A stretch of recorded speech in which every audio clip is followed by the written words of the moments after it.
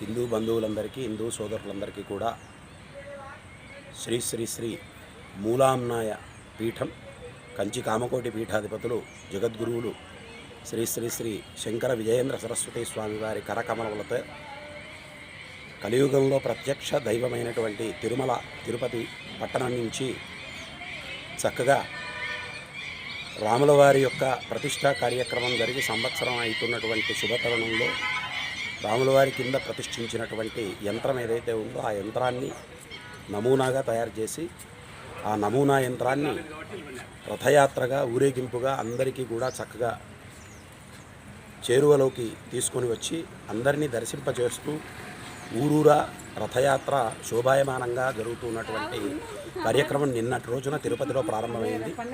అటువంటి కార్యక్రమంలో భాగంగా నంద్యాల పట్టణంలో ఈ రోజున స్వామివారి యొక్క రథయాత్ర విశ్వ హిందూ పరిషత్ బజరంగ్ దళ్ బంధువుల సుస్వాగతాలతో జై శ్రీరామ్ నినాదాలతో ప్రారంభమై అట్లే చక్కగా బ్రాహ్మణ సేవా సమాఖ్య వారి ఆధ్వర్యంలో వేదమాత గాయత్రి దేవాలయ ప్రాంగణానికి రథయాత్ర విచ్చేయడం జరిగింది. ఈ రథయాత్రలో భాగంగా స్వామివారి యంత్రాన్ని అందరూ భక్తులు కూడా చక్కగా దర్శించారు. అంటే స్వామివారి కింద ప్రతిష్ఠించినటువంటి యంత్ర నమూనా, ఆ నమూనాని అందరికీ తెలియజేయడం కోసమై జగద్గురువులు మూలాంనాయ పీఠాధీశ్వరులైనటువంటి శ్రీ శ్రీ శ్రీ కంచి కామకోటి విజయేంద్ర సరస్వతి స్వామివారు విశేషమైనటువంటి యాగ కార్యక్రమాన్ని కూడా సంకల్పించారు.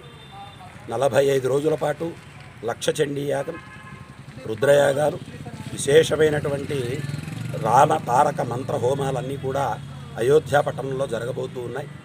దానికి సమాగమంగా, దానికి ఒక ప్రారంభోత్సవంగా నిన్నటి రోజున స్వామివారి దివ్య హస్తాలతో దివ్య కరకమలములతో తిరుపతి పట్టణంలో ప్రారంభమైనటువంటి దివ్య రథయాత్ర ఈరోజు మన నంద్యాల పట్టణానికి రావడం, ఆ నంద్యాల పట్టణంలో కూడా అందరూ భక్తుల యొక్క సహాయ సహకారాలతో ఆ విశేషమైనటువంటి పూజా కార్యక్రమాన్ని నిర్వర్తించి ఆ యంత్రాన్ని అందరికీ దర్శింపచేసి మరి ఇక్కడి నుంచి ముందుకు ఆ యొక్క రథయాత్ర కొనసాగడం జరుగుతూ ఉంది.